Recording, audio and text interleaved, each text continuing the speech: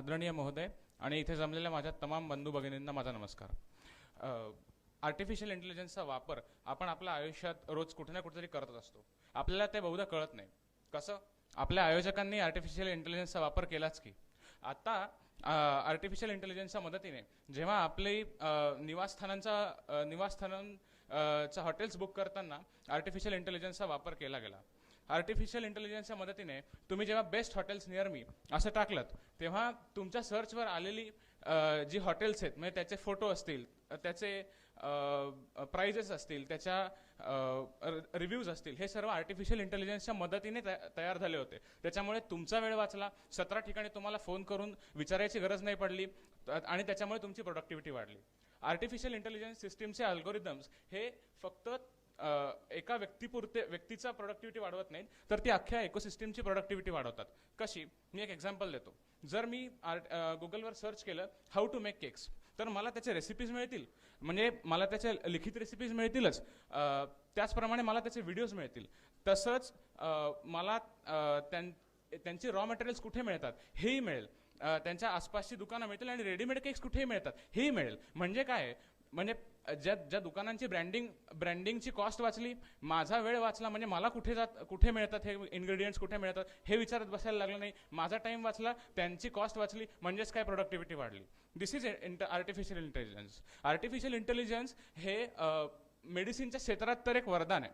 Stanford युनिव्हर्सिटीने हल्लीच एक app develop केलेलं आहे. त्याच्यामध्ये आपण जर एखाद्या एक्सरेचा फोटो काढला तर आपल्याला त्याचं डायग्नोसिस 5 ते 10 सेकंदात 95% ॲक्युरेसीपर्यंत त्याचं डायग्नोसिस मिळतं. आणि 95% आकडा कोणी दिलेला आहे? स्टॅनफोर्ड युनिव्हर्सिटीच्याच पॅथॉलॉजिस्टने. म्हणजे हा आकडा बरोबर आहे. आणि याचा वापर आपण कुठे करू शकतो? गावखेड्यांमध्ये जिथे की मेडिकल फॅसिलिटीज नाही आहेत, ते तुम्ही या ॲपचा वापर करा. मग तुम्हाला त्या पेशंटला शहरात जायची गरज नाही, म्हणजे तुमचा पेशंटचा टाइम वाचला, कॉस्ट वाचली, म्हणजेच प्रोडक्टिव्हिटी वाढली. Artificial intelligence in military technologies. जिथे आपण मिसाईल, प्रिसिजन गायडेड मिसाईल्स आपण ज्या मिलिटरी टेक्नॉलॉजीमध्ये वापरतो, यात जर आर्टिफिशियल इंटेलिजन्स अर्थात वापरला जातो आणि त्याचा अजून जर उत्तम वापर केला गेला तर त्याच्यामध्ये तुमचे जे काही सर्व्हेलन्स सिस्टीम आहेत, म्हणजे ड्रोन्स, सॅटेलाइट्स किंवा ह्युमन सर्व्हेलन्स इंटेलिजन्स सिस्टीम, यांचा डेटा तुम्ही आर्टिफिशियल इंटेलिजन्स सिस्टीममध्ये इनपुट केलात तर तुम्हाला आर्टिफिशियल इंटेलिजन्स सिस्टीम हे पिन पॉईंट लोकेशन ॲक्युरसीमध्ये तुम्हाला प्रिसिजन पॉईंट देऊ शकतात. तुम्हाला कुठे स्ट्राईक करायचं आहे, म्हणजे तुमची जी सिव्हिलियन कॅज्युअलिटी असते ती वाचते.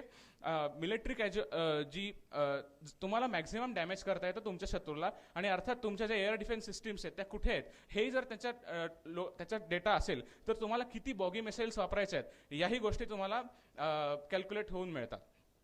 त्याच्यानंतर आर्टिफिशियल इंटेलिजन्सचा शेतीतल्या क्षेत्रातही खूप चांगला वापर होऊ शकतो. आर्टिफिशियल इंटेलिजन्समध्ये क्रेडिट बेस्ड स्कोअर सिस्टीम जी आहे, जसे की आपण UPI मध्ये वापरतो, आपले ट्रान्झॅक्शन्स किती आहे त्याच्यावरून आपला क्रेडिट स्कोअर वापरला जातो. तसाच फार्मर्सचा जर आपण क्रेडिट स्कोअर काढला आणि ऑफ वॉट, तर त्याच्या अवेलेबल रिसोर्सेसमध्ये त्याने किती यील्ड केलं, किती प्रोडक्शन दिलं आहे, हा जर आपण त्याचा हे काढला आणि त्याच्यावरून त्याला क्रेडिट पॉईंट्स दिले तर त्याला लोन मिळायला आणि कमीत कमी इंटरेस्टमध्ये लोन अवेलेबल होणं हे त्याला सर्वात सोपं जाईल.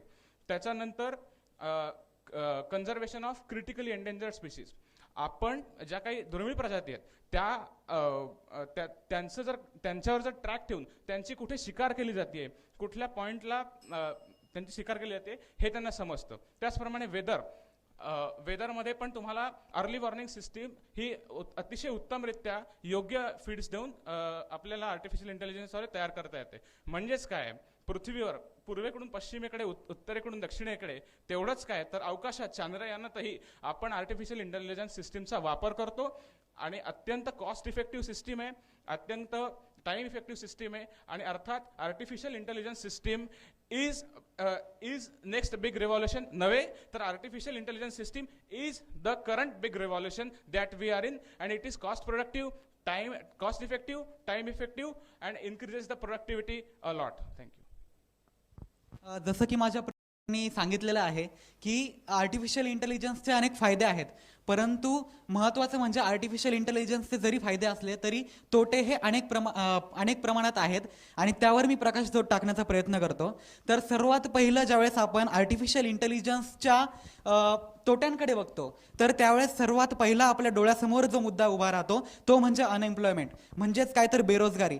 भारताची लोकसंख्या आज 140 कोटीच्या आसपास पोहोचलेली आहे आणि या लोकसंख्येमध्ये अनस्किल्ड पर्सन आणि स्किल्ड पर्सन या दोनही समाज घटकांचा समावेश मोठ्या प्रमाणात आहे.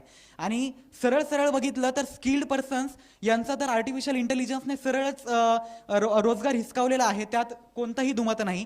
परंतु स्किल्ड पर्सनचा आर्टिफिशियल इंटेलिजन्सने रोजगार कसा हिसकावला आहे त्याचं उदाहरण जर आपण बघितलं तर मागील 4 वर्षापूर्वी जर आपण गेलो तर 4 वर्षापूर्वी आपण फ्युचरिस्टिक करिअर कोणते आहेत यावर जर आपण संशोधन करत असू तर त्यावेळेस ग्राफिक डिझायनिंग असेल, फोटोग्राफी असेल, फोटो एडिटिंग असेल, अशा प्रकारचे क्षेत्र आपण निवडत होतो.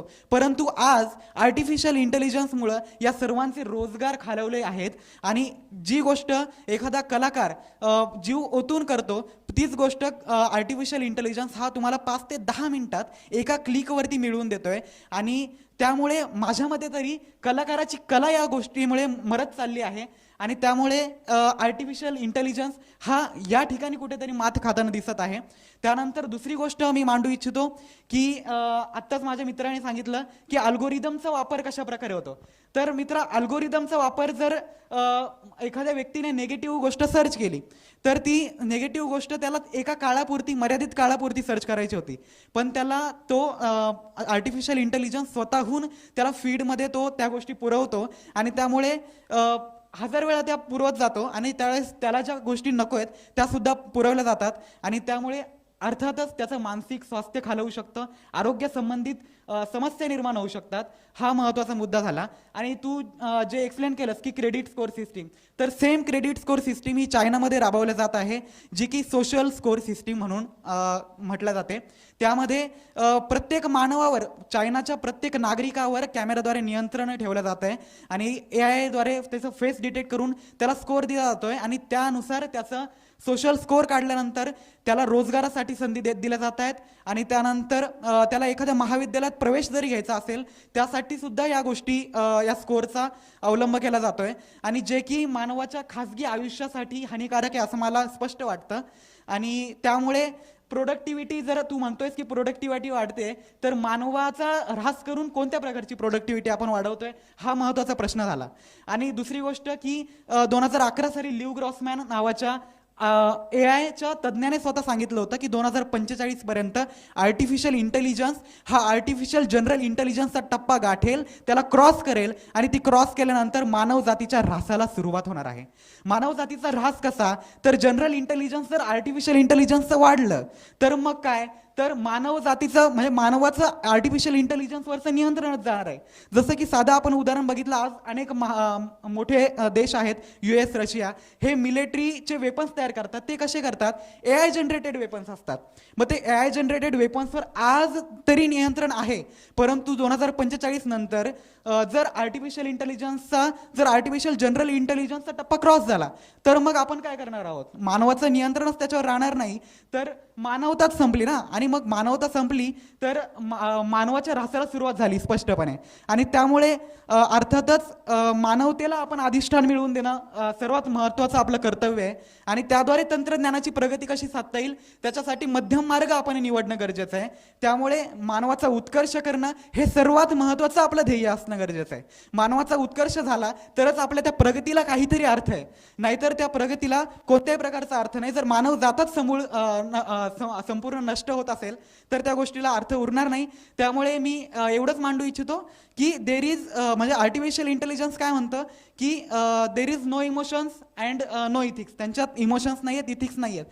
त्यामुळे मानवाचा स्पर्श, मानवाचा विचार, मानवाची प्रामाणिकता आणि मानवाचं तत्व हे त्यामध्ये कदापि येऊ शकत नाही आणि त्यामुळे मानवता टिकवून ठेवण्यासाठी आपण प्रयत्नशील राहिलं पाहिजे. आणि मी सर्वांना विनंती करतो की जेवढा आपल्याला AIचा योग्य तेवढा सम्यकरित्या वापर करता येईल, टिकवून ठेवण्यासाठी एखादी गोष्ट करणे आणि आपल्या प्रगतीसाठी एखादी गोष्ट करणे, या दोन गोष्टींमध्ये फरक आहे आणि तो आपण समजला तर खऱ्या अर्थाने आपला उत्कर्ष होईल. एवढं मी नमूद करू इच्छितो आणि येथेच थांबतो. धन्यवाद.